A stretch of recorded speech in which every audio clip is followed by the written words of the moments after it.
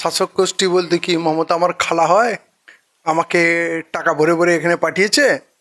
আসলে আমাদের কোনো বাহ্যিক প্রোগ্রাম করার কোনো কথাই ছিল না। এমনি মেয়র হয়েছে, আমেরিকার মতো একটা সুপার পাওয়ারের জায়গা, অনেক বড় জায়গা, কিন্তু আমি যদি ফারাক্কার মানুষের ভালোবাসা পাই তাহলে ফারাক্কার জন্য আমি মামদানি।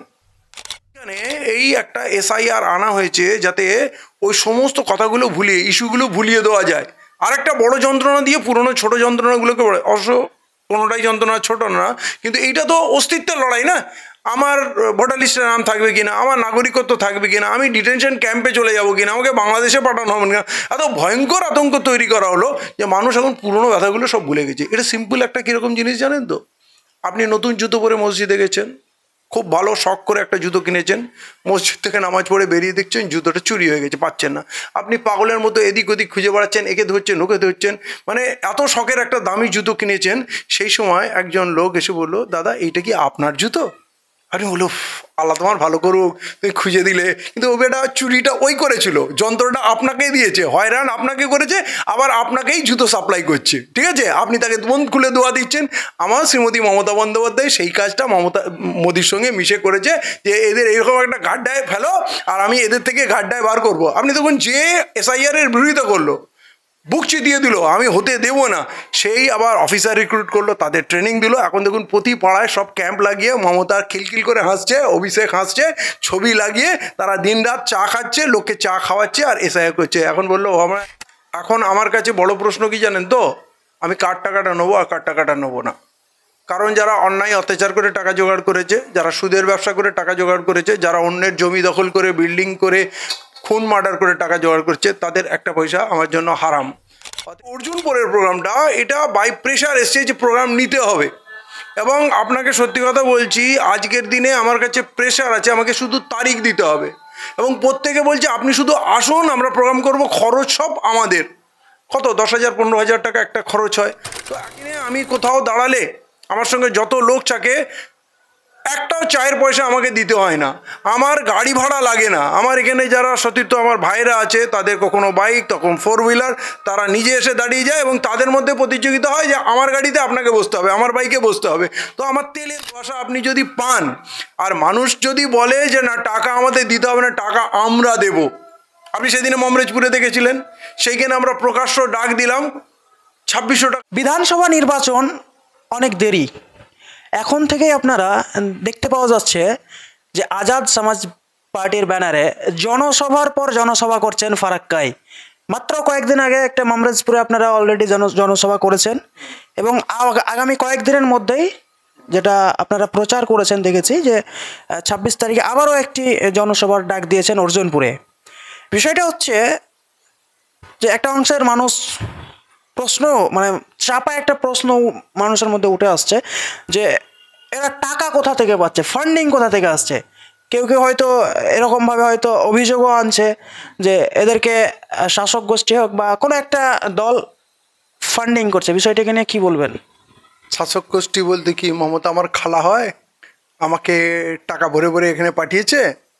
আসলে আমাদের কোনো বাহ্যিক প্রোগ্রাম করার কোনো কথাই ছিল না। এমনি লোকজনের সঙ্গে এরিয়ায় ঘুরছিলাম, সমস্যা বুঝছিলাম, মানুষের সঙ্গে কথা বুঝছিলাম।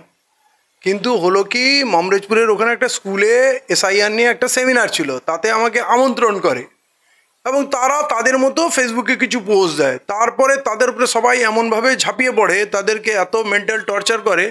আমাকে এসে বলে, দাদা কি করব, এত চাপ এসে যাচ্ছে, আমি তো একটা স্কুল চালাই, আমি তো এইসব ভাবিনি। তখন বললাম আপনাকে করার দরকার নেই, আমি দেখে নিচ্ছি। এবারে চতুর্দিকে লোক বলছে ইমতিয়াজ মোল্লার প্রোগ্রাম ক্যান্সেল হয়ে গেছে, অথচ আমার প্রোগ্রাম ছিলাম না, আমি আমন্ত্রিত ছিলাম, কিন্তু সবাই বলছে ইমতিয়াজ মোল্লার প্রোগ্রাম ক্যান্সেল হয়েছে। মানে তাহলে তো এবারে প্রোগ্রাম করতে হয়, তো প্রোগ্রাম করব, তো অন্যের প্রোগ্রাম অন্যর ব্যানারে তো বাধা দেবে, পিছনে লাগবে। আলাম তাহলে আমার ব্যানারেই প্রোগ্রাম হবে, আমরা আমাদের ব্যানারে প্রোগ্রাম করলাম। এটা অ্যাকচুয়ালি চ্যালেঞ্জ করেই প্রোগ্রামটা নেওয়া হয়েছিল, কিন্তু প্রোগ্রাম হওয়ার পর যা চাপ এসছে, মানে পাবলিকের যা ডিমান্ড এসছে, প্রথম প্রোগ্রামটায় আমাদের কিছু পয়সা নিজেরা আমাদের যে কজন সঙ্গী সাথী আছে মিলে করেছিলাম। আর এই প্রোগ্রামে তো বিশাল কিছু খরচ হয়নি, 15-20 হাজার টাকা খরচ হয়েছে। এইটাকে যদি আপনি টাকা বলেন তাহলে তো আমাদের রাজনীতি করা উচিত না। কিন্তু এইবারে যে অর্জুনপুরের প্রোগ্রামটা, এটা বাই প্রেশার এসছে যে প্রোগ্রাম নিতে হবে। এবং আপনাকে সত্যি কথা বলছি, আজকের দিনে আমার কাছে প্রেশার আছে, আমাকে শুধু তারিখ দিতে হবে এবং প্রত্যেকে বলছে আপনি শুধু আসুন, আমরা প্রোগ্রাম করব, খরচ সব আমাদের। কত 10,000 15,000 টাকা একটা খরচ হয়। তো এক একটা এরিয়া থেকে এখন অন্তত 7-8টা এরিয়ার স্পট থেকে আমাদের কাছে ডিমান্ড আছে, আপনি কবে আসবেন বলুন, আমরা প্রোগ্রাম করব, খরচা সব আমাদের। তাহলে এবারে বলুন আমার খরচা লাগবে কোথায়? আজকের দিনে আমি কোথাও দাঁড়ালে আমার সঙ্গে যত লোক থাকে, একটাও চায়ের পয়সা আমাকে দিতে হয় না, আমার গাড়ি ভাড়া লাগে না। আমার এখানে যারা সতীর্থ আমার ভাইরা আছে, তাদের কখনো বাইক, তখন 4 হুইলার, তারা নিজে এসে দাঁড়িয়ে যায় এবং তাদের মধ্যে প্রতিযোগিতা হয় যে আমার গাড়িতে আপনাকে বসতে হবে, আমার বাইকে বসতে হবে। তো আমার তেলের খরচও নেই। তো আমার খরচ কোথায়? যে টাকার ফান্ডিংয়ের কথা হচ্ছে। মানুষের ভালোবাসা আপনি যদি পান, আর মানুষ যদি বলে যে না টাকা আমাদের দিতে হবে না, টাকা আমরা দেব। আপনি সেদিনে মমরেজপুরে দেখেছিলেন, সেইখানে আমরা প্রকাশ্য ডাক দিলাম, 2600 টাকা লোক তুলে দিয়ে দিল। তো 2600 টাকা মামুলি কথা নয়। আমার কাছে ওই 2600 টাকাটা 26 লক্ষর সমান। গরিব মানুষ রাস্তায় দাঁড়িয়ে ইনস্ট্যান্ট পকেট থেকে টাকা বার করে দিয়ে দিচ্ছে। এটা আমার কাছে অনেক বড় দোয়া, আশীর্বাদ, ভালোবাসা। অতএব ফান্ড নিয়ে আমি আর চিন্তা করি না। তাহলে কি কোথাও না কোথাও ইমতিয়াজ মোল্লা জোহরান মামদানি স্টাইলে নির্বাচন লড়তে চলেছে? জহরান মাম্মাদাইকে আল্লাহ কামিয়াব করেছে। কামিয়াবি সত্যি আল্লাহর হাতে আছে এবং সে পুরো পৃথিবীর মুসলমানদের গর্ব। এবং যারা মানবতাবাদী, যারা ন্যায় বিচার পছন্দ করে, স্বচ্ছতা পছন্দ করে, মানে দুর্নীতিমুক্ত একটা সমাজ গড়তে চায়, ন্যায় বিচার চাচ্ছে, প্রত্যেকের সমান ভালোবাসা এবং বিচার, ন্যায্য বিচার চাচ্ছে। এই যে সমাজে দুর্নীতি এমন পর্যায়ে পৌঁছে, বিচার হারিয়ে গেছে, আদালতের রায়ও মনে হচ্ছে আর মানুষ, সাধারণ মানুষ পাবে না। অতএব মানুষ ন্যায় বিচার খুঁজছে এবং জোহরান মামদানির যদি ছায়াও আমার উপরে পড়ে যায় তো আমি বলবো আলহামদুলিল্লাহ। কিন্তু আমার কাছে, আমি আল্লাহর শুকরিয়া আদা করব, আমার মতো সামান্য মানুষ, ও নিউ ইয়র্কের মেয়র হয়েছে, আমেরিকার মতো একটা সুপার পাওয়ারের জায়গা, অনেক বড় জায়গা, কিন্তু আমি যদি ফারাক্কার মানুষের ভালোবাসা পাই তাহলে ফারাক্কার জন্য আমি মামদানি। তাহলে এখন মানুষ আপনাকে এই ফর্মুলায় চাইছে যে নোটও দেবো, প্রয়োজনে ভোটও দেবো, এটাই বলতে চাইছে। এখন আমার কাছে বড় প্রশ্ন কি জানেন তো? আমি কার টাকাটা নেবো আর কার টাকাটা নেবো না। কারণ যারা অন্যায় অত্যাচার করে টাকা জোগাড় করেছে, যারা সুদের ব্যবসা করে টাকা জোগাড় করেছে, যারা অন্যের জমি দখল করে, বিল্ডিং করে, খুন মার্ডার করে টাকা জোগাড় করছে, তাদের একটা পয়সা আমার জন্য হারাম। অতএব অনেক খাতির করার লোক আছে, এখন অনেক লোক আছে যে আমাকে তার বাংলোতে নিয়ে গিয়ে আপ্যায়ন করতে যায়, সব রকম সাহায্য করতে যায়। এখন আমাকে খোঁজ নিতে হচ্ছে, আর এই লোকটা কেমন, একটু ভালো করে জানিয়ে তো। কারণ আমার পুঁজি হচ্ছে শুধুই সততা আর আল্লাহর রহমত। আমি যে বঞ্চিত সমাজের, অত্যাচারিত সমাজের প্রতিনিধি উঠতে চাই, তো তাদের উপরে যারা কখনো অত্যাচার করেছে তাদের যেন হাত আমাকে কখনো না ধরতে হয়, এই ব্যাপারে এখন আমাকে সাবধান হতে হচ্ছে। আপনার কাছে শেষ প্রশ্ন, বর্তমান বাংলা সহ বেশ কয়েকটি রাজ্যে যে SIR চলছে এবং এই বিষয়টাকে নিয়ে সাধারণ মানুষ ব্যাপকভাবে আতঙ্কিত বটে। তো এই বিষয়টিকে নিয়ে আপনাদের আজাদ সমাজ পার্টির যদি স্ট্যান্ডটা একটু ক্লিয়ার করতেন, আপনাদের স্ট্যান্ডটা কি? দেখেন, আমরা নর্মালি বলেছি ফর্ম ফিল আপ করুন, কিন্তু SIR এসছে মানুষকে আতঙ্কিত করার জন্য। তার যে হাজারো সমস্যা, হাজারো ক্ষোভ, জ্বালা, যন্ত্রণা, সেইটা ভুলিয়ে দেওয়ার জন্য SIR আনা হয়েছে। তার জিনিসপত্রের দাম বেড়েছে, রোজগার নেই, স্কুলের ফিস বেড়েছে, গাড়ি ঘোড়ার দাম বেড়েছে, তারপরে ধরুন হাসপাতালে চিকিৎসা পাচ্ছে না, রাস্তাঘাটের অবস্থা খারাপ, বিশুদ্ধ পানীয় জল নেই, চিকিৎসা ব্যবস্থা নেই, যে তার প্রচুর ক্ষোভ। তারপরে ধরুন তোলাবাজির অত্যাচার, ব্যবসায়ীদের ওপর অত্যাচার, ছোটো ব্যবসায়ী, বড় ব্যবসায়ী, প্রত্যেকের ভিতর থেকে জ্বলে পুড়ে আছে। তারপরে সরকারি দুর্নীতি আলাদা পর্যায়ে পৌঁছে গেছে, ওয়াকাফ আইন, OBCর যন্ত্রণা, মুসলমানদের চাকরি চিরতরে বন্ধ করে দেওয়া হলো, তারপরে স্কুলের যে শিক্ষক বিক্রি হলো, হ্যাঁ মানে চাকরিকে বিক্রি হলো, এই সব নিয়ে মানুষ জ্বলে পুড়ে ছারখার হয়েছিল।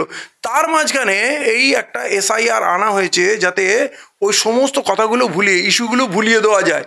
আর একটা বড় যন্ত্রণা দিয়ে পুরনো ছোট যন্ত্রণাগুলোকে অবশ্য কোনোটাই যন্ত্রণা ছোট না, কিন্তু এইটা তো অস্তিত্বের লড়াই না। আমার ভোটার লিস্টের নাম থাকবে কিনা, আমার নাগরিকত্ব থাকবে কিনা, আমি ডিটেনশন ক্যাম্পে চলে যাবো কিনা, আমাকে বাংলাদেশে পাঠানো হবে না, এত ভয়ঙ্কর আতঙ্ক তৈরি করা হলো যে মানুষ এখন পুরনো ব্যথাগুলো সব ভুলে গেছে। এটা সিম্পল একটা কীরকম জিনিস জানেন তো? আপনি নতুন জুতো পরে মসজিদে গেছেন, খুব ভালো শখ করে একটা জুতো কিনেছেন, মসজিদ থেকে নামাজ পড়ে বেরিয়ে দেখছেন জুতোটা চুরি হয়ে গেছে, পাচ্ছেন না। আপনি পাগলের মতো এদিক ওদিক খুঁজে বেড়াচ্ছেন, একে ধরছেন ওকে ধরছেন, মানে এত শখের একটা দামি জুতো কিনেছেন। সেই সময় একজন লোক এসে বললো, দাদা এইটা কি আপনার জুতো? আপনি বললো, আল্লাহ তোমার ভালো করুক, তুমি খুঁজে দিলে। কিন্তু ও বেটা চুরিটা ওই করেছিল, যন্ত্রটা আপনাকেই দিয়েছে, হয়রান আপনাকে করেছে, আবার আপনাকেই জুতো সাপ্লাই করছে, ঠিক আছে? আপনি তাকে মন খুলে দোয়া দিচ্ছেন। আমার শ্রীমতী মমতা বন্দ্যোপাধ্যায় সেই কাজটা মোদির সঙ্গে মিশে করেছে, যে এদের এরকম একটা গাড্ডায় ফেলো আর আমি এদের থেকে গাড্ডায় বার করব। আপনি দেখুন, যে SIR এর বিরোধিতা করলো, বুক চিতিয়ে দিল, আমি হতে দেবো না, সেই আবার অফিসার রিক্রুট করলো, তাদের ট্রেনিং দিল। এখন দেখুন প্রতি পাড়ায় সব ক্যাম্প লাগিয়ে মমতা খিলখিল করে হাসছে, অভিষেক হাসছে, ছবি লাগিয়ে তারা দিনরাত চা খাচ্ছে, লোককে চা খাওয়াচ্ছে আর SIR করছে। এখন বললো, আমরা এই বিপদের সময় মনে হয় একমাত্র মমতাই আমার ত্রাতা হয়ে গেল। এইটা হচ্ছে ফর্মুলা, মমতার ফর্মুলা। তবে এই মমতার ফর্মুলা টিকবে না। এই পেন কিলারটা না, পেন কিলার দেখবেন 1-2 দিনের বেশি কাজ করে না। যে SIR ফর্মের গল্প শেষ হয়ে যাবে, এই পেন কিলারের ভ্যালিডিটিও শেষ হয়ে যাবে, তখন পুরনো ইস্যুগুলো আবার এসে মাথার উপরে দাঁড়াবে। মমতাকে মানুষ চিনে নিয়েছে। অসংখ্য ধন্যবাদ আপনাকে। ধন্যবাদ আপনাকে, আপনার দর্শকদেরও ধন্যবাদ।